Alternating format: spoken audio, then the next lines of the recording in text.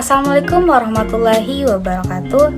Hai teman-teman, perkenalkan saya Imelda Putri Huruji dari Prodi Keperawatan kelas A 2022 Fakultas Kedokteran dan Ilmu Kesehatan Universitas Muhammadiyah Gorontalo.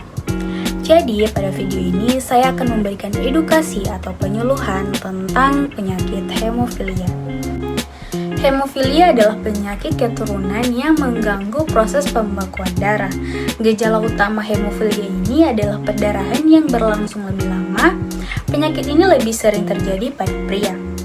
Hemofilia terjadi ketika darah kekurangan protein pembentuk faktor pembekuan. Akibatnya, darah penderita hemofilia sukar membeku. Meski kondisi ini belum bisa disembuhkan, penderitanya dapat hidup normal dengan mencegah terjadinya luka dan melakukan kontrol rutin ke dokter. Kemudian penyebab penyakit hemofilia. Hemofilia ini terjadi akibat mutasi genetik yang menyebabkan darah kekurangan faktor pembekuan 8 dan 9. Kekurangan faktor tersebut menyebabkan darah sukar membeku sehingga perdarahan sulit berhenti. Mutasi genetik yang terjadi pada hemofilia mempengaruhi kromosom X. Kelainan pada kromosom X kemudian diturunkan oleh ayah, ibu, atau kedua orang tua kepada anak. Hemofilia yang bergejala biasanya terjadi pada laki-laki. Anak perempuan lebih sering menjadi pembawa atau carrier gen abnormal yang berpotensi untuk diwariskan kepada keturunannya. Selanjutnya, gejala dari hemofilia. Gejala utama hemofilia adalah darah yang sukar membeku sehingga menyebabkan perdarahan ini sulit berhenti atau berlangsung lebih lama. Selain itu, penderita hemofilia bisa mengalami keluhan berupa yaitu perdarahan yang sulit berhenti, misalnya pada mimisan atau luka gores, perdarahan pada gusi, perdarahan yang sulit berhenti setelah operasi, misalnya setelah sunat atau sirkumsisi. Nah, darah pada urin dan tinja mudah mengalami memar, perdarahan pada sendi yang ditandai dengan nyeri dan bengkak pada sendi siku dan lutut. Tingkat keparahan perdarahan yang dialami penderita hemofilia tergantung pada jumlah faktor pembekuan dalam darah.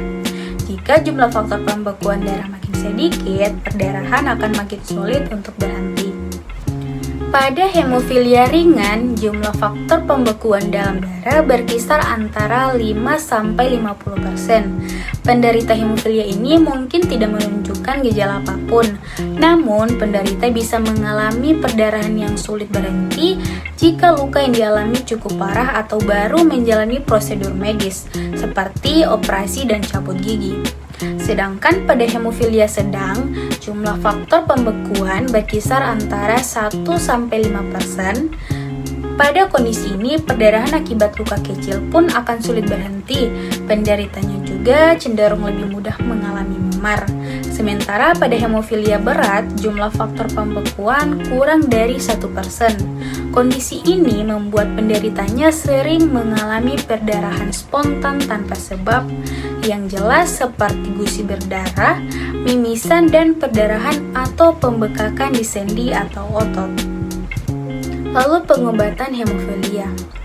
Nah, penanganan hemofilia bertujuan untuk mencegah timbulnya perdarahan atau profilaksis dan menangani perdarahan on demand. Yaitu yang pertama ada pencegahan atau profilaksis perdarahan. Penanganan ini untuk mencegah perdarahan dilakukan dengan pemberian suntikan faktor pembekuan darah sesuai dengan jenis hemofilia yang diderita. Suntik Octocok alfa diberikan tiap 48 jam pada pasien hemofilia A untuk mengontrol jumlah faktor pembekuan 8. Sementara suntik Pneumococcus alfa diberikan 2 kali dalam seminggu pada pasien hemofilia B yang kekurangan faktor pembekuan 9. Suntik Octogok alfa mungkin menimbulkan efek samping berupa gatal, ruam kulit, serta nyeri dan kemerahan pada area yang disuntik. Sedangkan suntik Pneumococc alfa dapat memunculkan efek samping mual, pembengkakan pada area yang disuntik, pusing, dan rasa tidak nyaman. Pemberian obat suntik tersebut dilakukan seumur hidup. Pasien juga perlu kontrol rutin ke dokter sesuai jadwal yang ditentukan. Kemudian yang kedua, penghentian perdarahan. Pada hemofilia ringan hingga sedang, penanganan akan dilakukan ketika terjadi perdarahan. Guna menghentikan perdarahan, dokter akan memberikan obat yang jenisnya sama dengan obat untuk mencegah perdarahan. Untuk menghentikan perdarahan pada kasus hemofilia A, dokter akan memberikan suntikan Octocog, alfa atau desmopresin. Sementara pada kasus hemofilia B, dokter akan memberikan suntikan Nunocog alfa. Pasien yang mendapat suntikan tersebut harus melakukan pemeriksaan kadar inhibitor secara teratur, karena obat faktor pembekuan darah terkadang dapat memicu pembentukan antibodi. Akibatnya, obat menjadi kurang efektif setelah beberapa waktu. Kemudian yang ketiga yaitu komplikasi hemofilia. Jika perdarahan terus terjadi, hemofilia dapat menyebabkan shock hipovolemik, yaitu kegagalan fungsi organ akibat kehilangan banyak darah. Selain itu, komplikasi lain yang bisa terjadi saat mengalami hemofilia adalah perdarahan di otot, sendi, saluran cerna, dan organ lainnya. Lalu pencegahan dari hemofilia. Hemofilia merupakan kelainan genetik sehingga tidak bisa dicegah. Cara terbaik yang bisa dilakukan adalah melakukan pemeriksaan sejak dini jika mengalami perdarahan tanpa penyebab yang pasti. Pemeriksaan genetik juga perlu dilakukan untuk mengetahui resiko ibu hamil menurunkan hemofilia pada janin. Jika Anda menderita hemofilia, ada beberapa upaya yang bisa mencegah terjadinya luka dan cedera, yaitu yang pertama, menghindari kegiatan yang berisiko menyebabkan cedera. Yang kedua, menggunakan pelindung seperti helm, pelindung lutut, dan pelindung siku jika harus melakukan aktivitas yang berisiko.